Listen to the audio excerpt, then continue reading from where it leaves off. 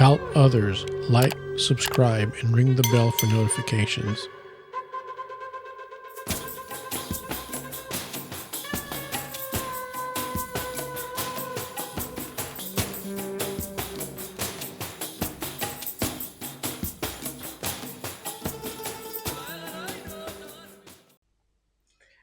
Shalom, my name is Joseph Shulam, and I'm doing mind candy, a very special mind candy with unusual information that is very, very important for us today, both for men and for women, for Israel and for the nations.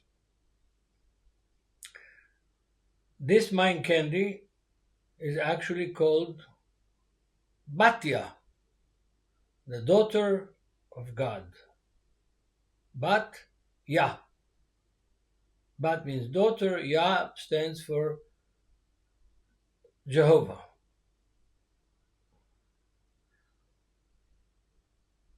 We have jumped from the end of Genesis that had totally different paradigm from the rest of the Torah, because Genesis from the very beginning acts with a family. It has no nation.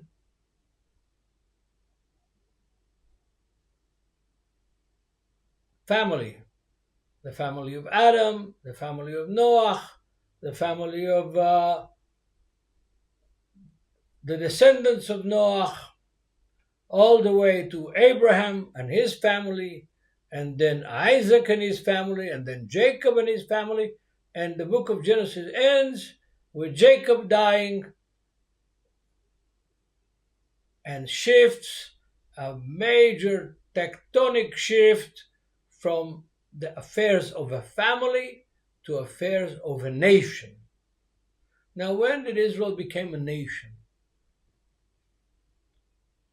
There's arguments among scholars about this, but in my opinion, Israel became a nation in the Sinai desert, when they encountered God at the foot of Mount Sinai and accepted the Ten Commandments and swore to it collectively. That's when Israel became a nation. Until that time, it was family affairs, as in some dispensational theology, they call it the patriarchal age. And it was the family affair. And then it moves to book of Exodus. And in the book of Exodus, Israel is bonded together from a loose community of slaves in Egypt and becomes a nation under God, with a constitution, which is called in Hebrew the Torah. The law of Moses in English doesn't really spell the importance of the 5 books of Moses. It's not a law. Only about less than 30% is an issue of law. It is a constitution. It is a constitution formed through historical events.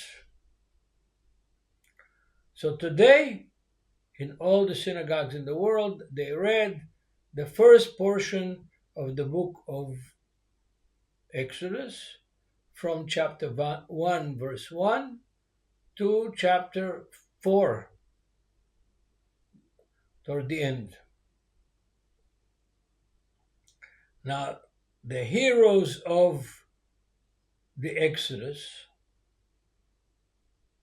the book of Exodus, are obviously Moses and Aaron.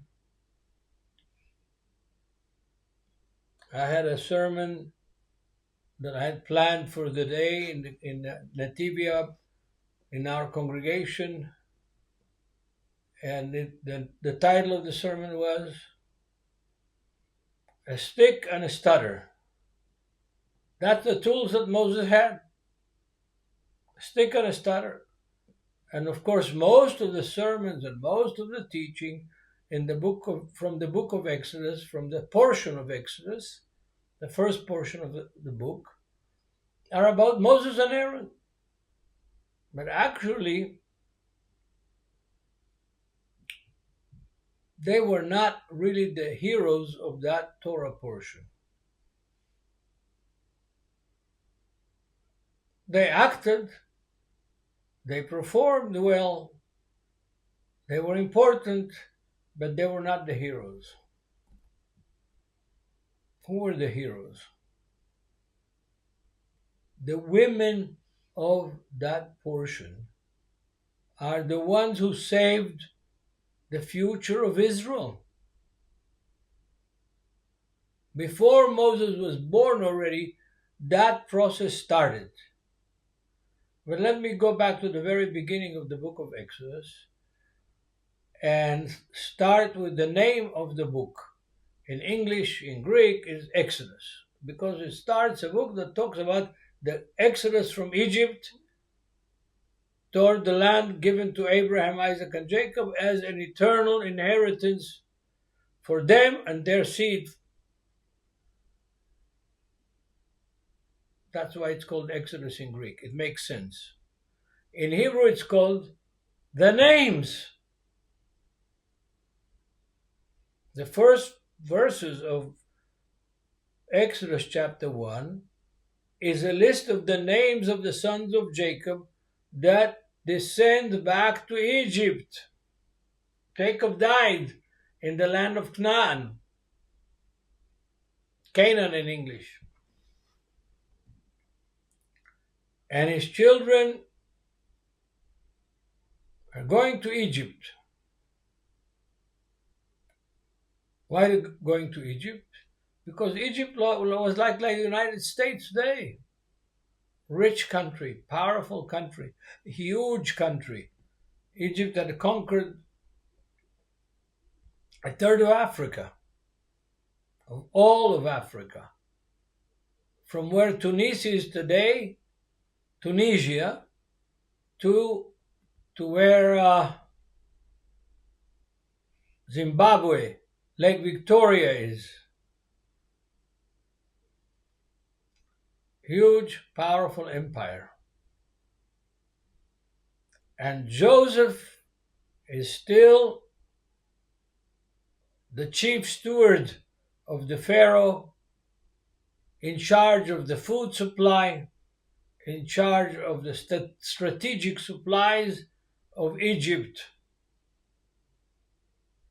His brothers descend to Egypt, and he goes to Pharaoh, and Pharaoh allows him to give them the land of Goshen. The land of Goshen is the eastern side of the Nile Delta. Very rich land, bordering in the north with the Mediterranean Sea, in the west with the Nile River, and in the east with the border of Sinai, the main roads from Egypt, from Africa to Asia, passed through that land next to the sea, and then one road went to the east and became the King's Highway, crossed the Jordan River, and the other road was the Highway of the Sea, stayed close to the Mediterranean shore, got to the Valley of Jezreel, crossed the Valley of Jezreel, and went to Damascus, and from Damascus on to Asia and to Europe by animal, not airplane, not boats, on foot, or on horse, or donkey, or whatever they had transportation. So I already said that the book of Exodus starts with the names of the tribes of Israel. Why? The descendants of Jacob, a total of 70 persons in the Torah. In the New Testament, the writers of the New Testament said 75 people. They took into account Joseph, his wife, and his children, and I don't know who else, but the book of Exodus says 70. discrepancy in numbers exists in the Torah, some serious ones in the New Testament also. I'm not worried about this. So there, the family of Jacob is joining Joseph, and Joseph receives the permission from the Pharaoh to give them the best real estate in Egypt. Well, time passes and Joseph dies, and a new Pharaoh arises. The children of Israel are flourishing, enjoying the Beverly Hills of Egypt. Until the Pharaoh wakes up,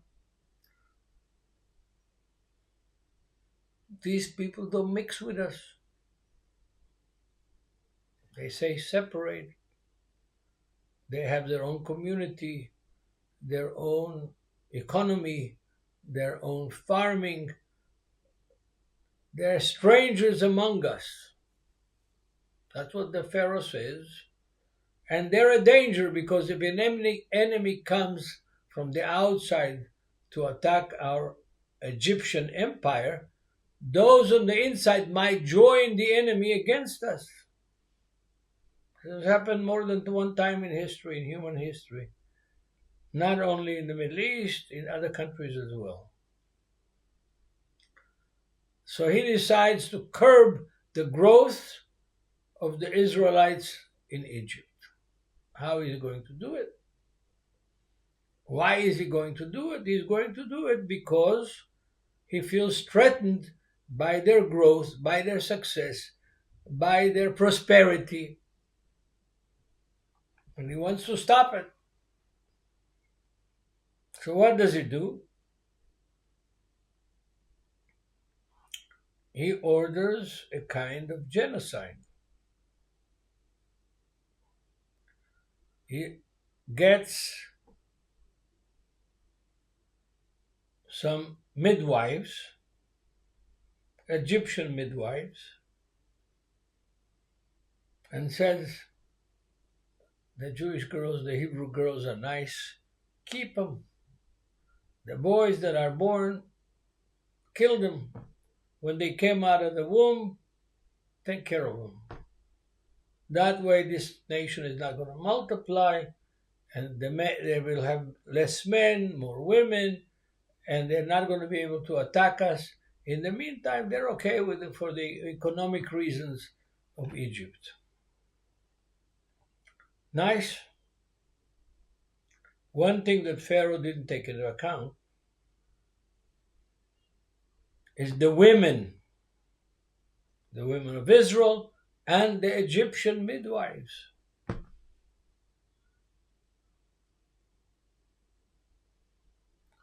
Yocheved was the wife of a Levite, and she had a daughter, older daughter called Miriam,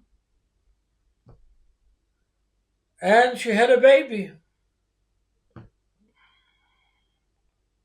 We don't know what name the Hebrews gave to the guy that's called Moses, later on named by the daughter of Pharaoh herself. He might have been Isaac, he might have been Shmuel, it might have been Joseph, it might have been Chaim, any Hebrew name, or even Egyptian Jewish name could have been.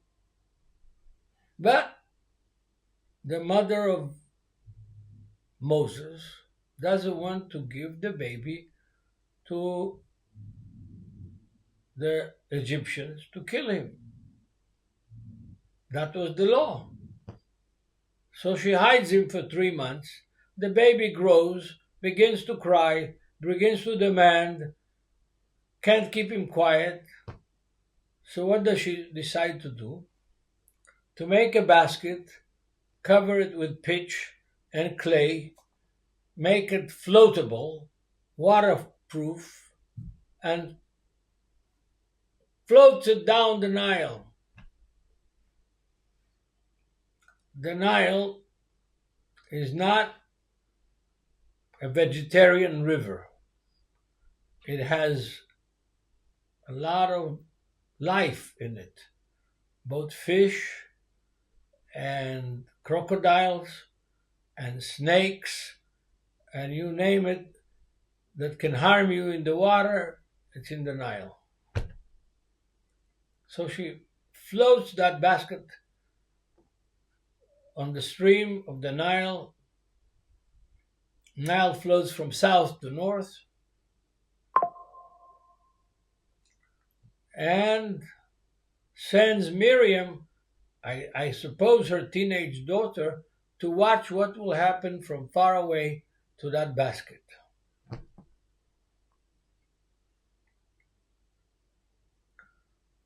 The basket flows up the river, Miriam is following it. In the meantime, the daughter of Pharaoh, that right now we don't know her name,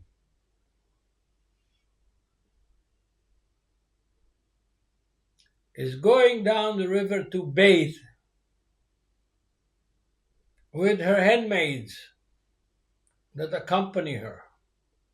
She goes in the water alone. Highly unusual, because what are these handmaids for? To protect her, to watch her, to serve her. That's their job. But she goes in the water alone, and she finds the basket with the baby inside, and she gives him the name Moses. If you read anything about ancient Egypt, you find out that the names of the Egyptians, especially the pharaohs, end with Ses. Ramses, the great, probably the pharaoh of the Exodus. Yeah. And several other pharaohs end with the name Ses. Ses means son of. Yeah.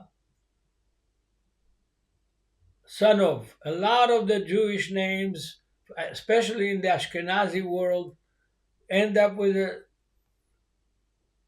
the same, not Ses, but with the same idea, son of. Yakobovich is the son of Jacob. Goldstein is not. Yeah. All the ones with Vich and other Eastern European endings mean son of. In Arabic also. It can be son of, not the same Ashkenazi word, Polish or German or Latvian word, but with the same idea. Yeah, Ibn Tabun, son of Tabun. Ibn Janach, son of Janach. Famous rabbis.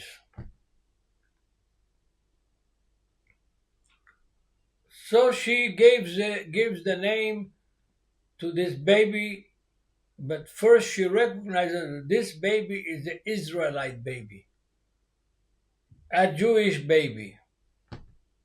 How does she know that? What did she do? Should she go slumming in the camp of the slaves, of the Hebrew slaves?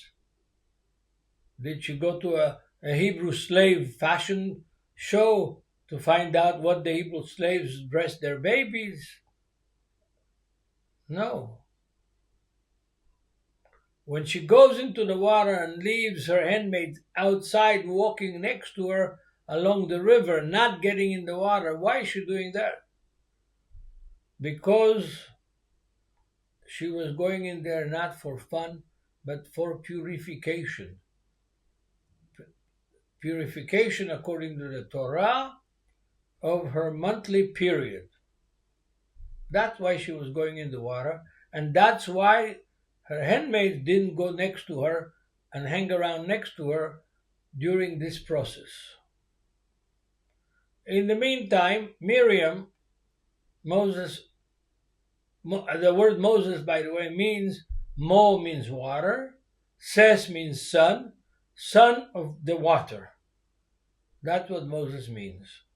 Ra says means Ra is the chief god of the Egyptians. Ses is son of Ra, son of God. the chief god of the Egyptians.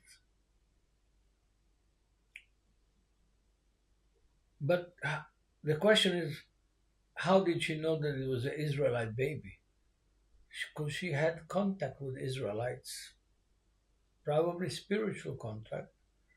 And we'll find out later in this lesson that she had actually converted to Judaism, rejected the gods of Egypt, that there were many, and accepted the one God, creator of the heavens and the earth.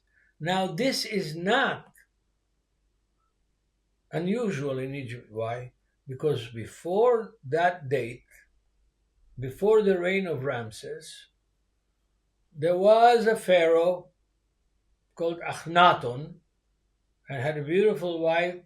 Her name was Nefertiti, and they moved the palace away from the Nile into the desert and established a new religion in Egypt, a religion in one God only, not all the gods of Egypt, one God only, not the God of Israel, the sun God, S-U-N, God.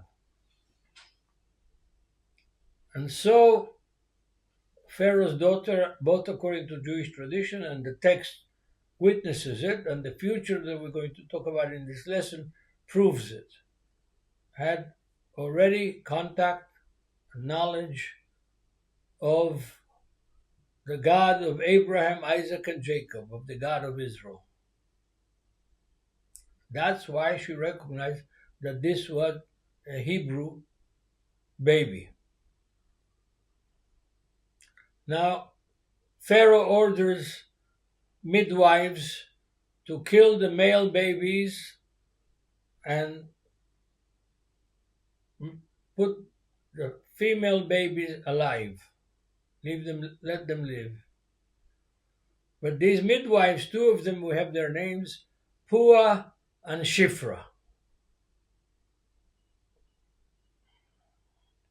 didn't obey Pharaoh, didn't obey the law, broke the law, and allowed the male babies to live like the female babies and handed them back to their parents.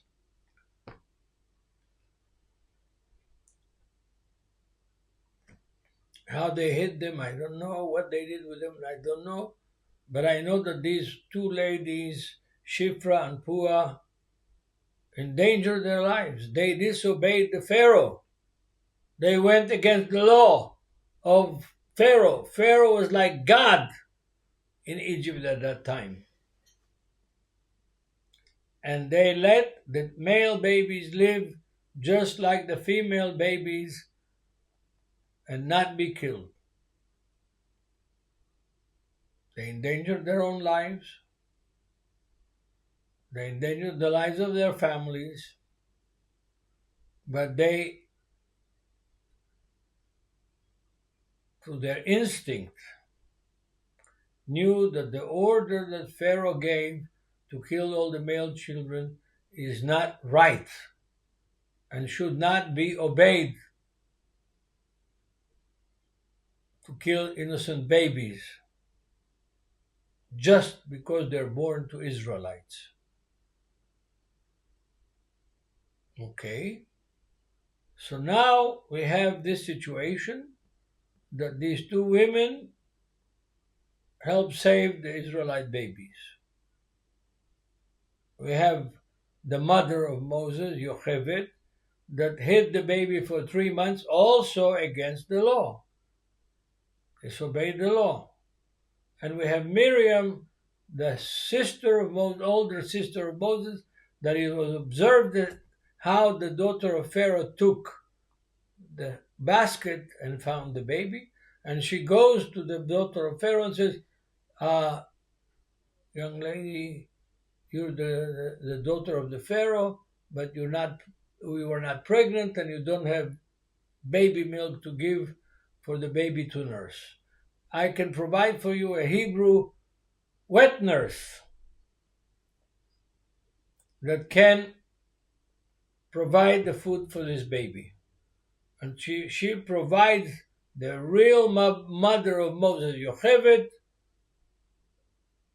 to the daughter of Pharaoh that's brought inside the palace, and Moses is raised by the daughter of Pharaoh and by his real mother who nurses him till he grows up enough to eat normal food.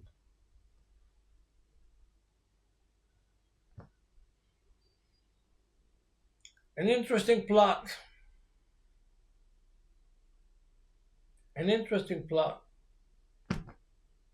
These women, first of all, were courageous. Second of all, were inventive.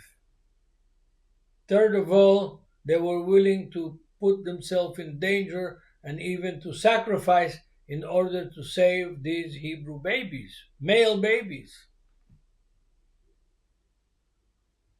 Up to now, I think everybody knows this story. The only thing that they don't know is what happened to the daughter of Pharaoh and what was her name. Now it's interesting in Cecil B. DeMille's movie Moses, the daughter of Pharaoh joins Moses and the Israelites in the Exodus,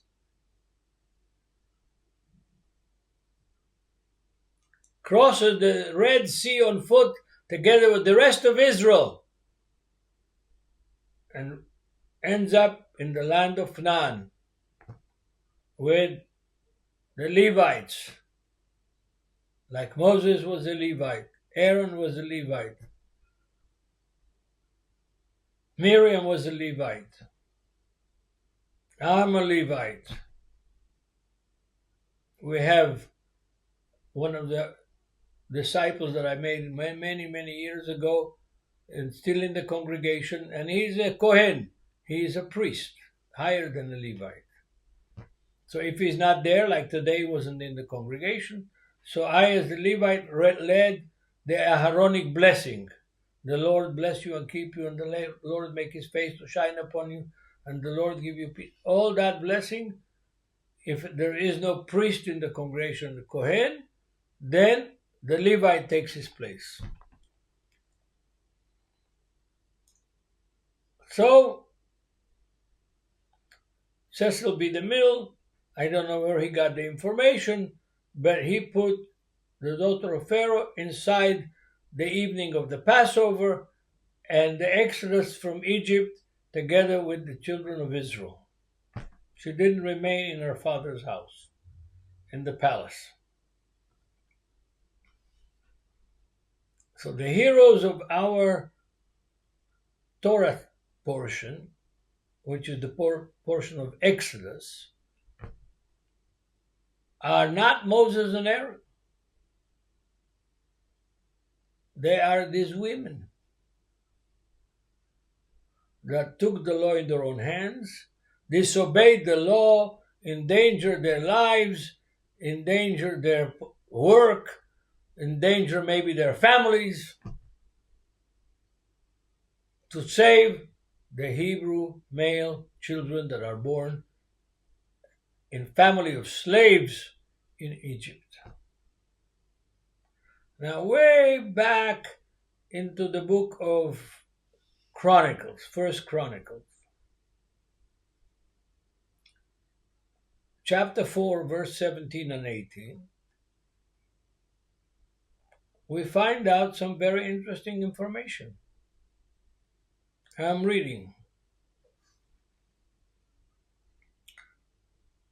So it is written in the Bible. His wife, Yehudiah, bore Jared, the father of Gedor, Heber, the father of Sucho, and Yekutiel, the father of Zanoach. And these were the sons of Batya, the daughter of Pharaoh. So, the princes of Egypt has a very, very holy Hebrew name, the daughter of Jehovah, the daughter of God. And she's married. And Jewish tradition has it that she married Caleb, the son of Yephoneh, one of the generals, one of the two spies that brought a good report to Moses after they were sent to check out the land of Canaan.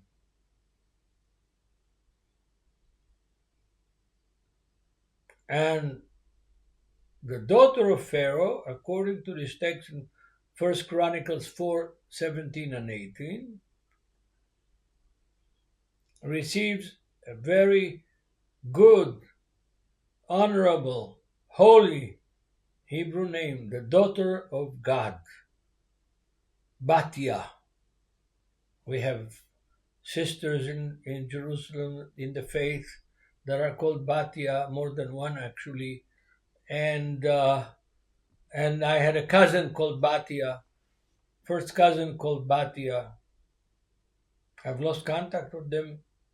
They're my father's brother's children, but she was called Batya, Batya Shulam.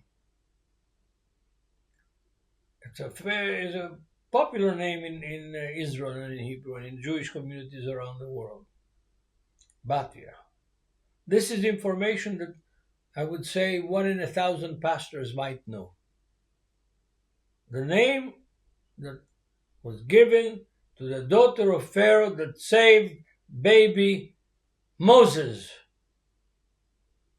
from being killed, together with the two other women, Puah and Shifra. So she joined Israel, crossed the sea, came to the land of Canaan, received an inheritance, married an Israelite, and received that name Batya.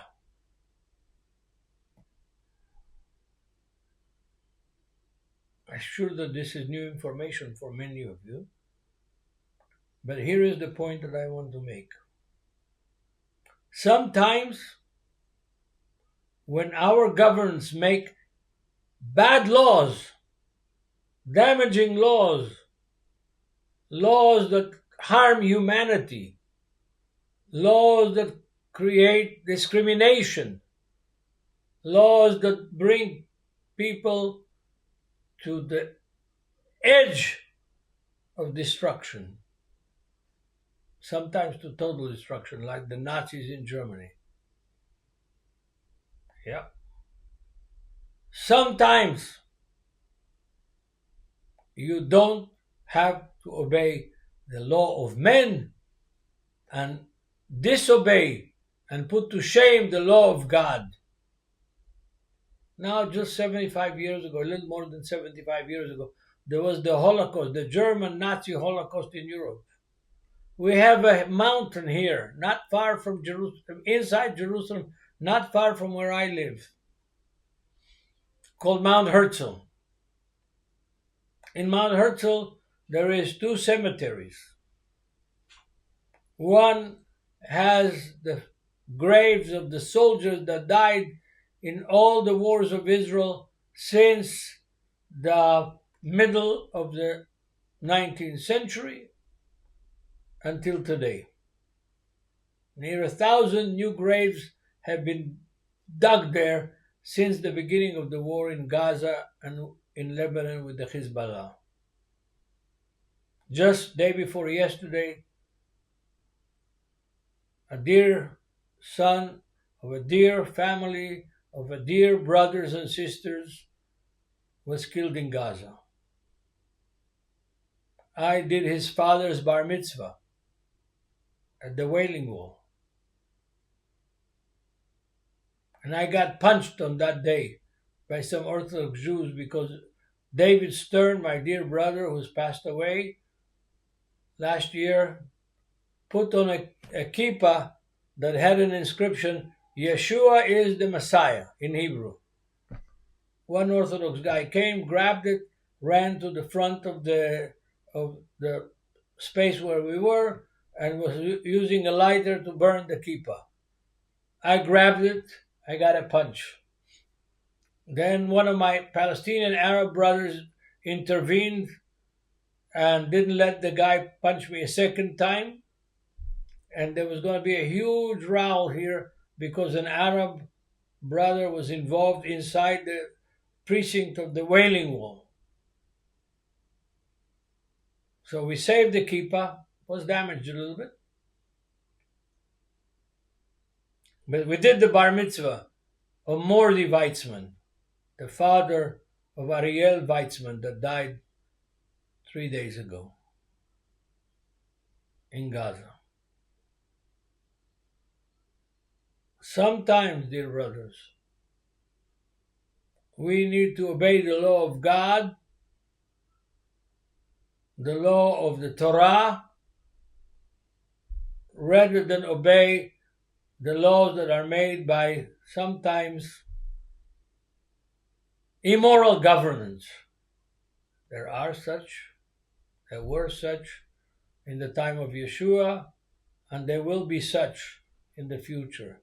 But we must obey the law of God more and with more fear from God than fear from the government.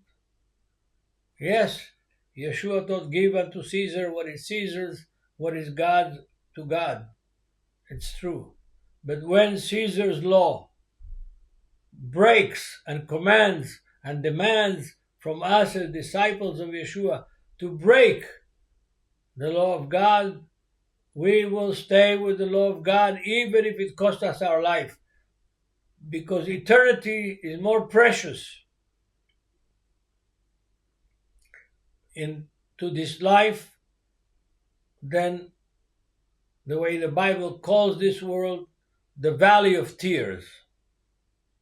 What's one of the names that the Bible calls our world, physical world in which we live in? Batya is the name of the daughter of Pharaoh, according to the Bible. 1 Chronicles chapter 4, verse 17 and 18. I'm sure that for many of you this is new information.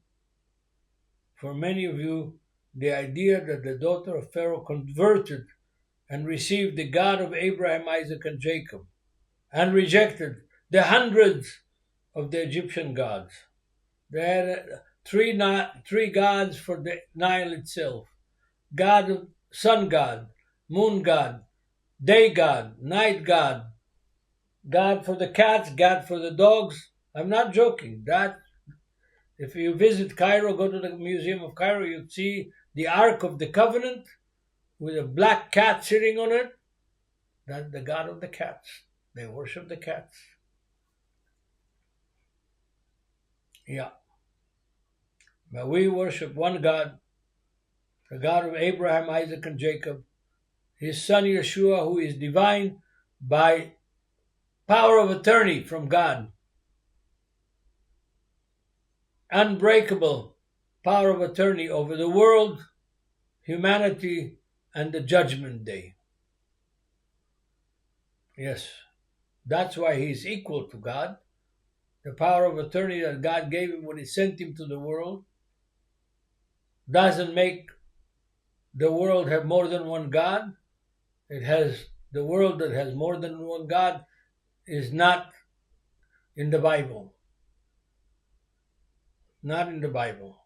One God. Paul says in 1 Corinthians, for us there is but one God. Yeshua HaMashiach has a head over him in 1 Corinthians 11. God is the head over Yeshua. Yeshua is the head over the woman and over all of us. And men are head of the women, and women are the heads of the dogs and the cats and whatever else they have at home. But we don't compromise the oneness of God, because that is the main message that appears thousands of times in the Bible and tens of times in the New Testament. We have one God, and Yeshua HaMashiach, divine by proxy, divine by appointment. Yes, he participated in creation. We see that in Genesis chapter 2. We see the same in Hebrews chapter 1. Participated. God consulted with him. He existed before the creation. But we have one God and one Father of all flesh. But the women from this portion of the Torah and for the rest of the Bible are heroes, sometimes more than the men, are servants of God as much as the men, and need to be put in the right pedestal.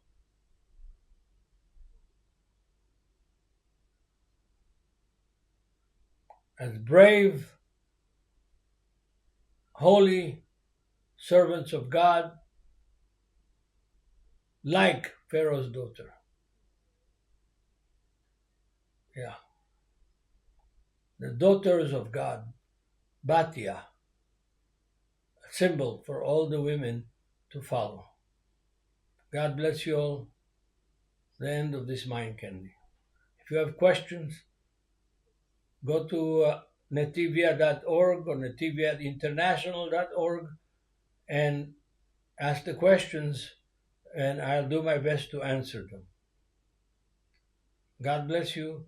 And in Hebrew, Shavua Tov, this is the end of the Shabbat, the beginning of a new week, a very loaded week, in which tomorrow in the afternoon, 34 of the hostages, the old women, the old men, and